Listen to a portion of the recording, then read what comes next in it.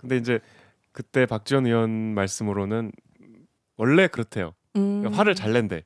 그래서 약간 그 이번에도 보면 김종민 의원이 바로 사과를 받아줬잖아요. 네. 그러니까 가까운 이제 의원들은 뭐 그러려니 하나 봐요. 뭐 내부 사람들이 그렇게 이해하던 말던 국민들한테 그런 모습을 보이면 안 되는 거죠. 왜 그냥 갑자기 굉장히 서정적이야 기사가 항상. 생을 태풍으로서의 생을 마감한다. 마감했다. 아 진짜? 그러잖아.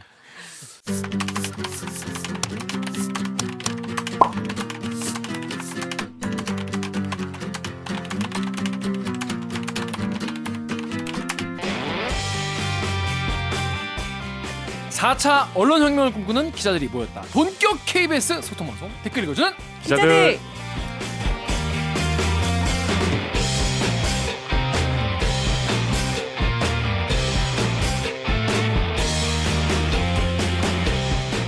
에이 이게 말이 됩니까?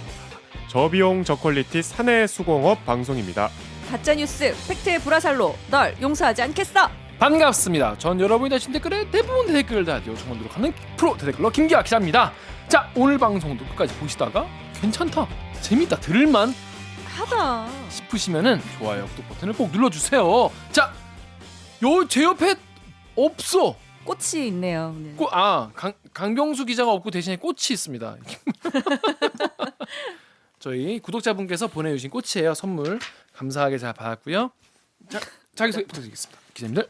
KBS 밀하우스. 닐하우스? 밀하우스. 아 밀하우스. 그래, 그거 좋네. 정현욱입니다. 네. 또 지난주에 사학비리 몇 개 하느라 좀 힘들었어요. 네. 그때 방송을 보니까 제가 너무 기분이 안 좋은 표시가 나서 좀 시청자들한테 사과 말씀드려야 될 것 같습니다. 시청자 여러분께 사과 부탁드리겠습니다. 제 사적인 감정을 숨기지 못하고 방송에 영향을 미쳐서 좀 보시는 분들 불편하게 한 점 사과드리겠습니다. 다시는 그러지 않겠습니다. 네. 다음 옥 기자.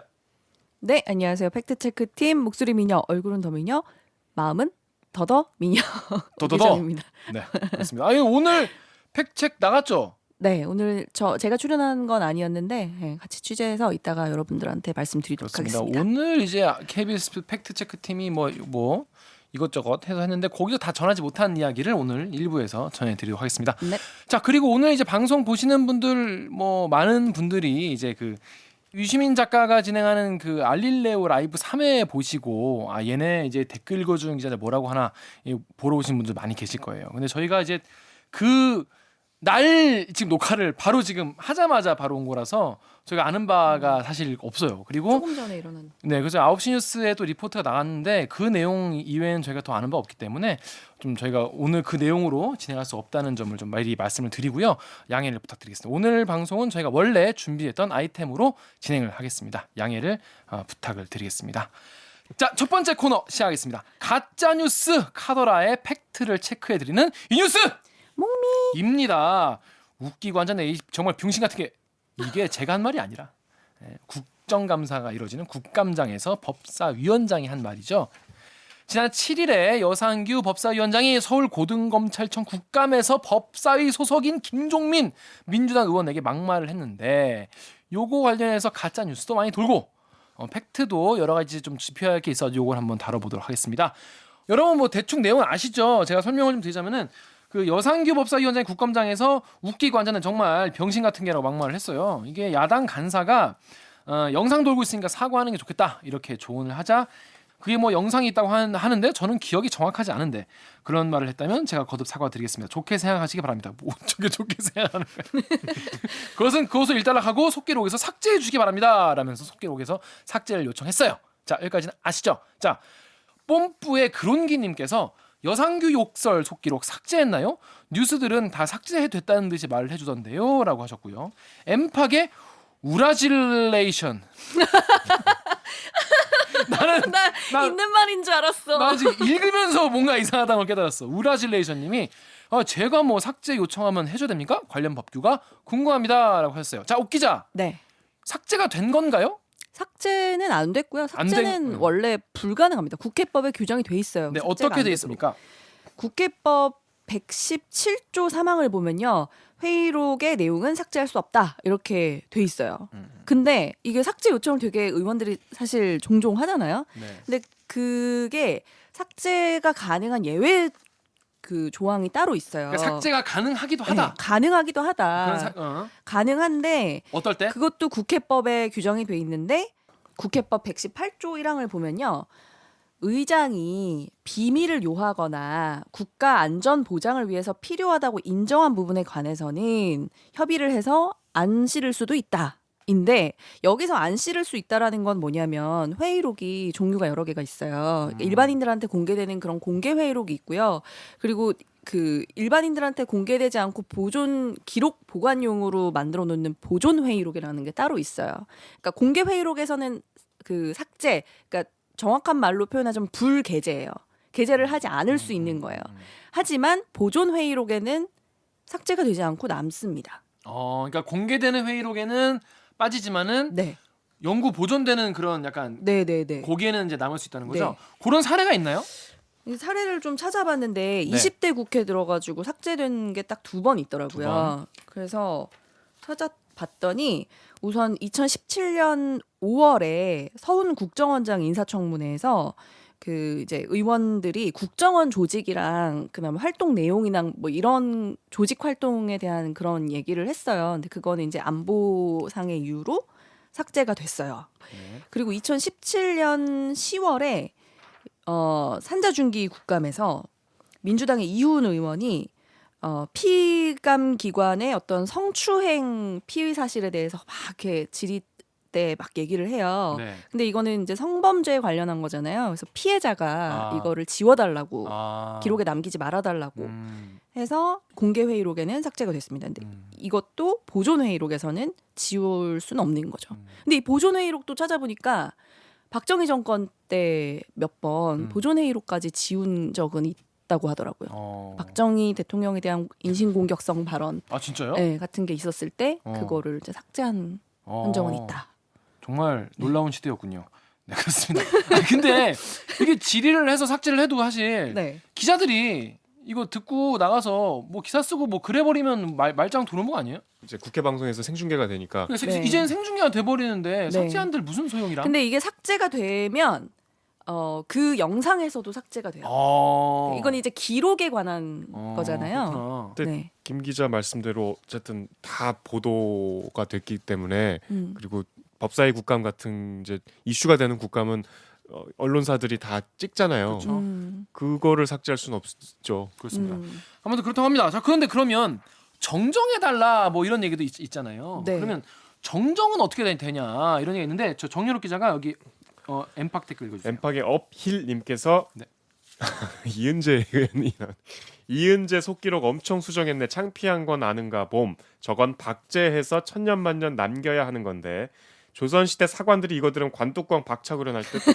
네, 예전에 이제 조선시대 사관 그 유명한 일화 있지 않습니까? 왕이 이제 뭐 내가 쓰지 말아라 했더니 왕이 이거를 뭐 쓰지 말라고 하셨다. 너 왜 쓰지 말라는데 왜 써? 그러니까 쓰지 말라는데 왜 써라고 쓰셨다. 이런 얘기가 있을 정도로. 그렇게 말했어요? 네. 현대어로 굉장히 꽁투처럼 얘기하죠. 일단 이은재 의원이 속기록 수정 많이 한 건 맞아요? 아니 이게 공교롭게도 저희가 사례를 찾아보려고 네. 정정한 사례를 막 이렇게 20대 국회 네. 때의 회의록을 막 뒤지는데 사례들이 다 이제 이은재 의원께서 절대 하신 오해하시면 안 되는 게 말씀이 댓글 읽어주는 많더라고요. 기자들이 절대로 편향되거나 저희가 뭐 정부 감싸기 그래서 그런 게 아니라 네. 삭제 요청 한 걸 어떻게? 삭제 요청 본인이 한 걸 찾아봤더니 이은재 네. 의원인 거예요. 저희가 누구한테 이거 누구 들어왔는지 이렇게 아시겠죠? 깐죽거리지 마요. 깐죽거리는 게 아니라 그렇다는 거예요. 아니 하도 요즘에 우리 이런 거 가지고 니네 왜 자유한국당만 갖고 뭐라 하냐 이런 얘기 너무 많아가지고 제가 요즘 너무 스트레스 받는데 실제로 그렇다잖아. 사실 그런 거 어떻게? 그러니까 자 그렇습니다. 그래서 그러니까 정정은 가능한 거죠. 정정은 가능해요. 뭐에 근거해서 가능한 겁니까? 이것도 국회법에 근거해서 가능한데요. 국회법 117조 1항에 보면 네. 발언한 의원은 회의록이 배부된 날에 다음날 오후 5시까지 그 자구의 정정을 의장한테 요구할 수 있다. 그러나 발언의 취지를 변경할 수는 없다. 이렇게 돼 있습니다. 그럼 사례를 좀 설명해 주시죠 아까. 사례를 제가 찾아본 거는 좀 이슈가 됐던, 그러니까 언론 보도에 나왔던 거 위주로 좀 급히 찾아봤는데 어떤 게 있었냐면 2018년 2월 27일 교문위 전체회의에서요. 이은재 의원이 유성엽 위원장 이제 질의를 좀 순화해서 좀 차분하게 질의를 해줬으면 좋겠다라고 이제 그 위원장이 제지를 하니까 이인재 의원이 왜 겐세이를 하느냐 이렇게 얘기를 해서 그 위원장이 지금 위원장한테 겐세이라고 했냐라고 하면서 두 분이서 되게 겐세이라는 단어 가지고 되게 공방을 많이 벌이셨어요. 네. 네. 근데 정정 요청한 거예요? 네, 그래서 이거를 그때가 또 3.1절을 앞두고 있던 날이어서 그래서 어떻게 했어요? 일본어를 하는 게 부적절하다고 이제 위원장이 이제 맞받았는데 그래서 나중에 이제 이은재 의원이 이거 속기록을 좀 삭제하는 게라고 했는데 이건 받아들여지진 않았어요. 왜냐하면 그 겐세이라는 단어를 가지고 그 공방이 있었던 거잖아요. 그래서 네 이건 받아들여지지 않고 그렇죠. 이게 통편집할 수는 없잖아. 그거를 네 그렇다고. 그냥 그리고 겐세이라는 단어가 너무 많이 등장해서 속기록에 그렇군요. 여러 번 했나 보죠? 네, 그러니까 겐세이라는 단어가 논란이 되니까 서로 여러 번 아. 왜 주고 겐세이라고 하냐? 아이 겐세이라고 네. 할 수도 있지. 모르면서 계속 네. 겐세이 쓴 거야. 아, 그래서 그거는 삭제가 되지는 않았고요. 2018년 11월에 예결위 예산조정소위에서 뿜빠이라는 단어를 사용했는데 아 예산이니까. 예, 그러니까 그 부처 간의 이기주의 때문에 부처 간의 이기주의 때문에 국민의 혈세를 이렇게 뿜빠이 해가지고 막 앞에는 열쇠인데 뒤에가 뿜빠이면 어떡해. 혈세를 막 집어넣고 있다 막 그러면서 국민의 혈세를 가지고 이렇게 막 그냥 뿜빠이해서 말이지 막 이렇게 말씀을 하셨는데 이거는 본인이 이제 정정 요청을 해서 분배로 바꾸셨어요. 속기록에 보면 그래서 뿜빠이가 아니고 분배라고 돼 있어요. 그리고 작년 10월인데요. 작년 10월에도 막 이렇게 예산 관련해서 막 얘기하다가 이렇게 예산을 막 주무르고 사법부의 독립은 이렇게 개떡같이 만들어가고 이게 말이 되는 겁니까? 라고 하셨는데 개떡같이. 그것도 본인이 요청하셔서 수정이 됐어요. 엉망진창으로. 엉망진창으로. 네, 그리고 2018년 11월에 예결위 전체회의에서 또 이은재 의원이 동료 의원 질의에 대해서 평가하고 그다음에 야지 놓고 동료 의원들의 질의에 대해서 평가하고 그다음에 야지 놓고 이런 의원은 퇴출시켜 주시기 바랍니다. 이분 왜 이러시지? 네, 야지 놓고 이런 의원은 퇴출시켜 주시기 바랍니다라고 했는데 이 부분은 이제 야지라는 단어는 이분만 쓴 건 아니고 그날 제가 그 예결위 속기록을 보니까 이 야지라는 말을 되게 많이 쓰셨더라고 다른 의원들도. 동료 의원들의 발언에 대해서 야지를 놓는다든지 야당 의원님들 말씀에 대해서 야지를 놓는 건 저는 기억이 없습니다. 그래서 그거는 뭐 정정 요청을 하지도 않으신 것 같고 그대로 속기록에 남아 있습니다. 그러니까 이분은 하여튼 일본 말을 많이 쓰시네요. 아 그리고 그런 사례는 또 있었어요. 그 심상정 정의당 의원이 네. 2016년에 그래 기계적 중립 가즈아. 네, 2016년에 산업은행에 대해서 막 지적하는 거였어요. 그러니까 대규모 부실 앞에 눈뜬 봉사였어요. 산업은행은이라고 했는데 그 봉사라는 표현이 좀 부적절하다 장애인이야, 해서 네, 대규모 부실 앞에 뜬 눈으로 당한 것이었어요. 산업은행은 이런 식으로 바뀐 적이 있고요. 그 2017년 6월에 강길부 바른정당 의원이 네. 이제 본인 이제 정당을 얘기할 때 새누리당 울산 울주 출신 강길부 의원입니다라고 말씀하셔가지고 그거는 이제 새누리당은 빠진 속기록에서 팩트가 빠진. 틀려서? 네. 근데 그런 지금 적은 걸 다 들어봐도 웃기고 앉아있는 정말 병신 같은 게 이 정도는 없는데? 이건 상대 의원에 대한 정말 욕이잖아요. 네. 그렇죠. 이 정도 클래스는 없는데? 그래서 이 국회 사무처에도 이제 보니까 자구정정하는 그 범위 같은 게 있더라고요. 근데 범위가 보면 뭐 법조문이나 숫자 같은 걸 착오로 잘못 발언했을 때 그리고 뭐 특정 어휘를 뭐 비슷한 뭐 유사 어휘로 변경하는 경우나 아니면 뭐 간단한 앞뒤 문구를 변경하는 경우 또 기록에 그러니까 기록 받아 쓴 사람이 잘못했을 때 이럴 때는 이제 속기록을 이제 정정하는데 병신이라든지 뭐 이렇게 좀 논란이 됐던 그 단어에 대해서 이거를 뭐 의원이 요청했다고 해서 정정을 해주거나 이런 건 아닌 것 같아요. 속기록 언제 올라와요 그러면? 속기록은 한참 있다 올라요. 네. 아 그래요? 한참 있다. 아직 제가 지금 오늘 며칠이지? 오늘이 8일이잖아요.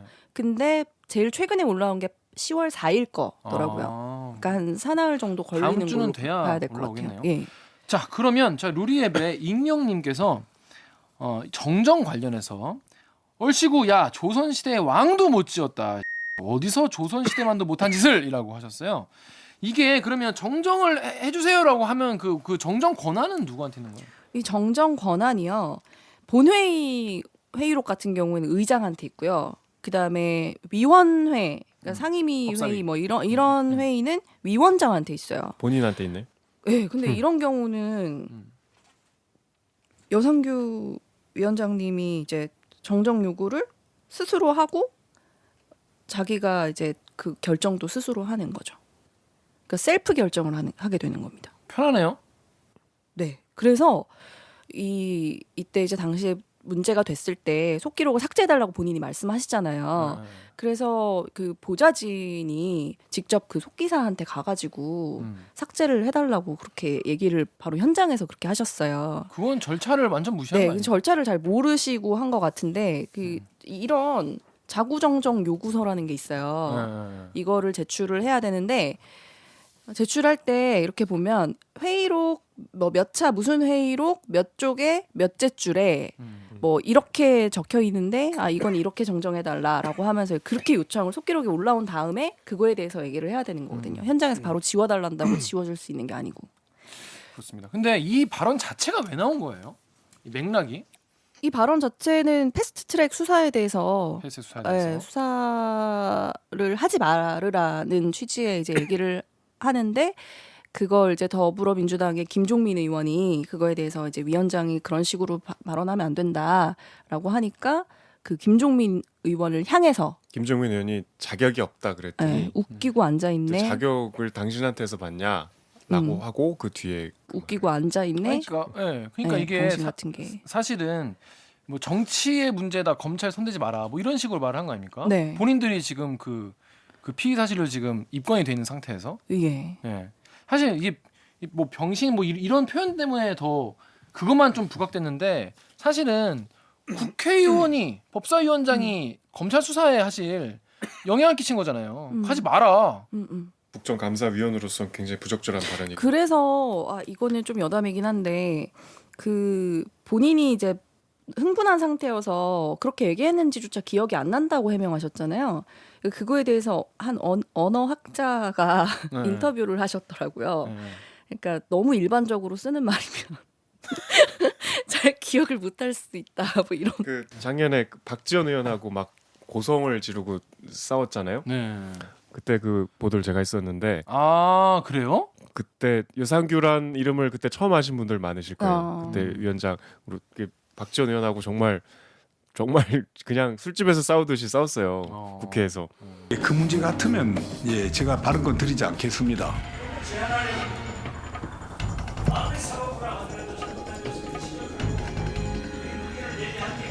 불복 절차가 있습니다. 사법부의 결정에 대해서는 불복 절차를 따르면 될 거 아니에요. 누가 잘못했어요? 이런 당신이 뭐 이게 지금 당신이가 이런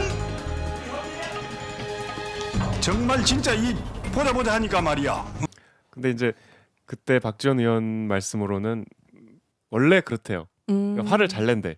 그래서 약간 그 이번에도 보면 김종민 의원이 바로 사과를 받아줬잖아요. 네. 그러니까 가까운 이제 의원들은 뭐 그러려니 하나 봐요. 뭐 내부 사람들이 그렇게 이해하던 말던 국민들한테 그런 모습을 보이면 안 되는 거죠. 말이 안 되는 거죠. 그 사실 웃기고 앉아 있네는 이분이 처음 한 말은 아니고요. 네.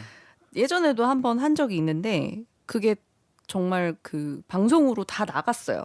이분이 그렇게 웃기고 앉아 있네라고 하는 게 그 작년에 방송된 그것이 알고 싶다에서 그 여상규 의원이 원래는 판사로 재직했었잖아요. 네. 그래서 그때 당시에 그 고문에 의해서 간첩 조작. 간첩 조작 사건에 대해서 어떤 뭐 선고를 했는데 그 당신의 1심 판결로 그 한 분의 삶이 망가졌다, 책임감을 느끼지 않냐 이렇게 기자가 질문하니까 이게 전화 인터뷰였어요. 그랬더니 그 웃기고 앉았네라고 답변을 하셨어요.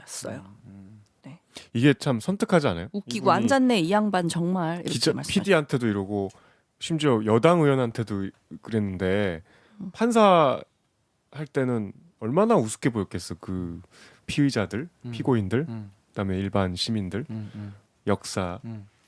근데 그런 분이 국회의원을 하고 있는 것이죠. 아직도 본인이 스스로 판사라고 라고 생각하시는 것 같아요. 제가 아니 느끼기에. 판사하면 그래도 되는 건 아니죠. 아니 그러니까 그런 뭐랄까 아나무인을 넘어서 이분의 어떤 역사 의식과 어떤 국민과 정치인의 관계, 본인의 어떤 특권 의식 이런 것들이 아주 집약적으로 표출된 한마디.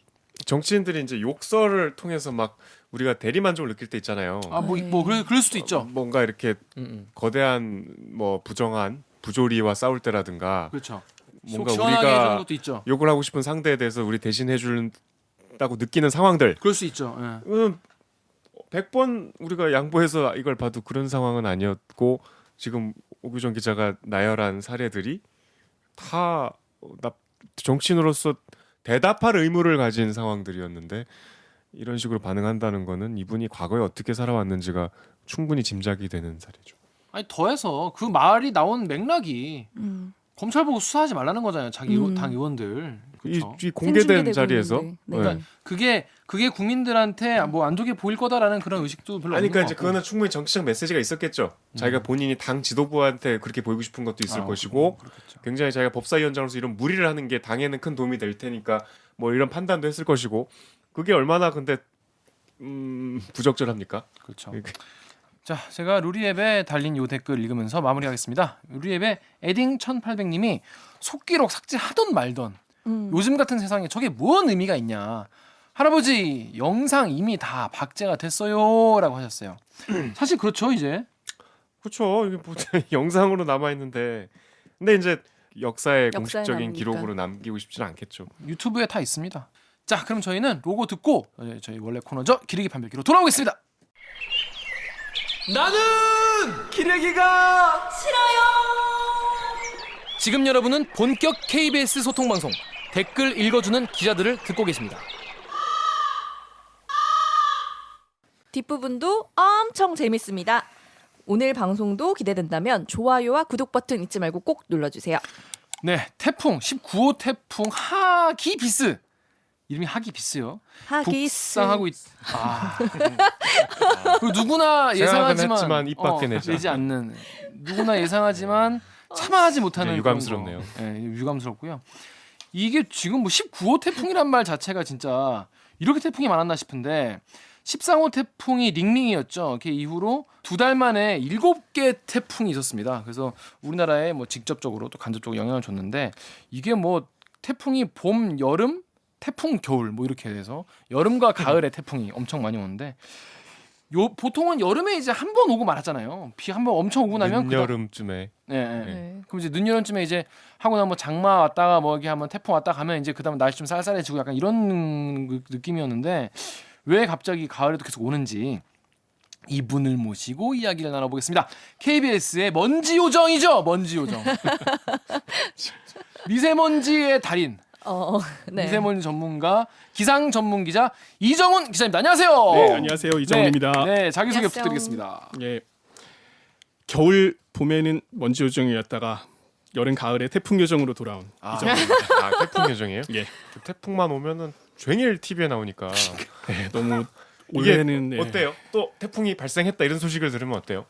일단은 저도 진짜 막 그때부터 떨리죠. 그래서 수시로 계속 자료 보면서 거의 예보관들이 자료 보듯이 저희도 이게 진짜 그게 이제 올까. 보면 이정훈 기자는 지난번 산불 때도 얘기했듯이 이 재난을 대하는 마음가짐 자체가 되게 진지하더라고요. 물론 뭐 다 모든 기자가 그래야겠지만은 재난을 대하는 태도가 되게 지난번에 듣고 전 약간 놀랐는데 진짜로 어떤 피해나 특히 인명 피해 같은 게 어떻게 나지 않도록 내가 어떻게 기여할 수 있어 이런 고민을 하더라고요. 예, 아무래도 KBS가 또 재난방송 주간 방송사이기도 하고 네. 거기서 맡은 역할이 또 당연히 해야 될 일이기 때문에 네. 네. 일단 뭐 어떤 내용인지 그냥 뭐 태풍이 왔다 이런 게 아니라 가을 태풍 같은 게 지금 계속 뭐 규모도 커지고 예. 자주 오고 있는데 어떤 내용인지 1분 리포트로 먼저 내용을 알아보겠습니다. 19호 태풍 하기비스가 슈퍼 태풍으로 발달해서 이번 주말 일본 도쿄 부근에 상륙할 전망입니다. 19호 태풍 하기비스가 시속 200km에 가까운 강풍을 동반한 슈퍼 태풍으로 발달했습니다.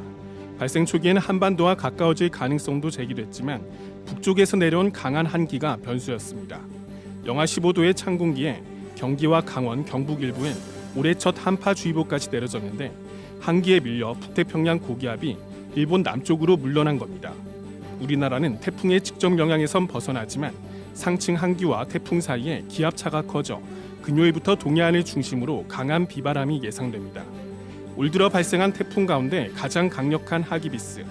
한여름도 아닌데 슈퍼 태풍으로 발달한 건 바다가 여전히 뜨겁기 때문입니다. 태풍이 발생한 열대해상뿐 아니라 일본 열도 남쪽까지 30도 안팎의 고수온 현상이 계속되고 있습니다.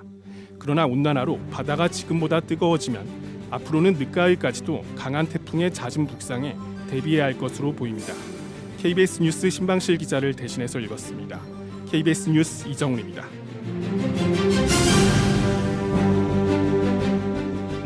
이종훈 기자는 대학생 때 전공이 뭐였어요? 저도 기상 쪽 대기과학과. 대기과학과. 대기에 대해서 잘 알겠네요. 그렇죠. 아니 전공했다고 꼭 허물이 잘하는 없는 거. 질문. 아니 근데 저희는 다 문과라서 일단 저는 그게 궁금해요. 태풍이라는 게 사실 되게 독특한 기상 현상 아닙니까? 예, 우리가 그냥 그렇죠. 바람이 불면 바람이 그냥 여기서 여기로 부나 보다. 근데 태풍은 동그랗게 뭔가 휘몰아치면서 뭔가 구름이랑 이거를 막 얘네를 막 이렇게 막 도나스 같이 이렇게 막 그래가지고 그게 막 움직이다가 없어지고 막 그러잖아요. 그렇죠. 예. 그 왜 그러는 거예요? 되게 뭔가 너무 근본적인 질문이라서 근본적인 저도 질문, 태풍 왜 다 생기는 되게 거예요, 그거? 당황스러운데 네. 일단은 그러니까 어디에 생기는지를 한번 생각을 해보면은 네. 일단 처음에 생기는 데는 열대 해상 쪽 아닙니까?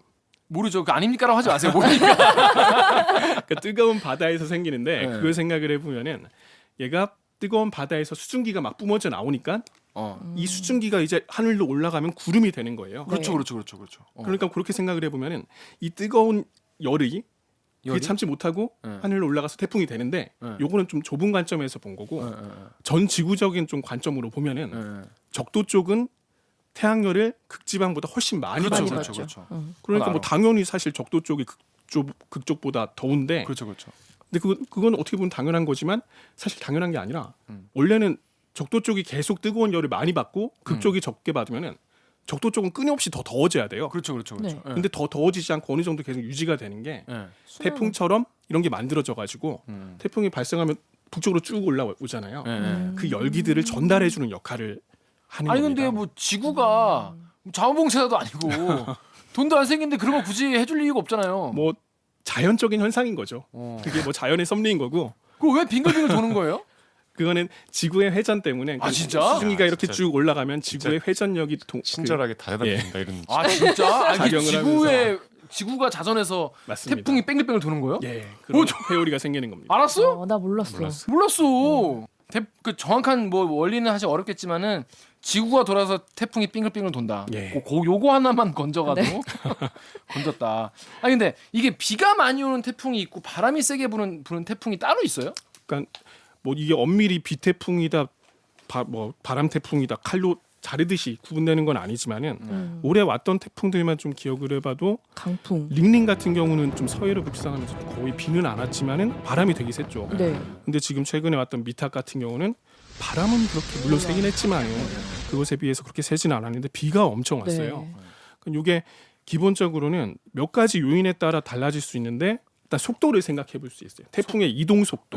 태풍 왜 이동하는 거예요? 태풍은 일단은 아까도 말씀드렸지만은 저희도에서 생겨가지고 그런 열적인 그런 균형을 맞추기 위해서 자연적으로 북쪽으로 이동하는 그런 경향이 있습니다. 그리고 주변의 어떤 뭐 기압계 흐름이나 이런 걸 따라서 이동을 하는데 때문에. 이동 속도랑 일단은 가장 큰 관련이 있어요. 비태풍이냐 바람 태풍이냐는. 그러니까 태풍이 빠르게 이동을 하면은 태풍이 가지고 있는 주변의 그 강한 바람에 더해서 자신의 이동 속도가 더해지는 거예요. 그렇겠죠. 이 태풍의 그 바람이 뭐 시속 100km로 돌고 있다. 근데 태풍이 뭐 시속 30km로 이동까지 하고 있다고 하면은 시속 130km의 바람이 그럴 수 있겠죠. 느껴지는 어느 셈이 포인트에서는 거죠. 그렇게 느껴지겠죠. 그렇죠. 근데 이게 태풍이 느리게 이동하면은 그 비구름이 한 지역에 머무는 시간이 아무래도 더 길어질 수밖에 없잖아요. 그렇죠. 그래서 그렇죠. 기본적으로 태풍의 이동 속도가 느려지면은 이게 비태풍이 될 가능성이 커지고 빠르면은 바람 태풍이 되고. 천천히 오면 근데 그 예, 비태풍을 만드는 그 수증기는 주로 바다에서 얻게 되는 거예요? 맞습니다. 알았어? 주로가 아니고 다 바다에서 얻는 거겠죠. 예. 그만하면 안 돼요? 안 궁금해서 난 너무 궁금해서 몰라서. 그러면 태풍은 이제 네. 하다가 뭐 어디에서 소멸될 예정입니다. 뭐 이런 거 있잖아요. 예. 왜 그냥 갑자기 전체 굉장히 소멸되는 서정적이야 기사가 항상. 생을 태풍으로서의 생을 마감한다. 마감했다. 거야? 아 진짜? 그러잖아. 아까 발생 원인이 그 열대 해상의 뜨거운 수증기라고 말씀드리지 않았습니까? 네. 그럼 소멸은 마찬가지입니다. 이게 뜨거운 열대 해상의 수증기를 공급받지 못하면은 얘는 더 이상 힘을 잃게 되는 거예요. 그래서 그러면 어디를 가는 게 약간 육지에 상륙하게 되면은 더 이상 에너지원이 없고 네. 또 한 가지는 육지에 뭐 산이나 이런 데 있으면 태풍은 그 주변에 그 회오리 소용돌이가 산이나 이런 데 부딪히면서 계속 약해지는 거예요.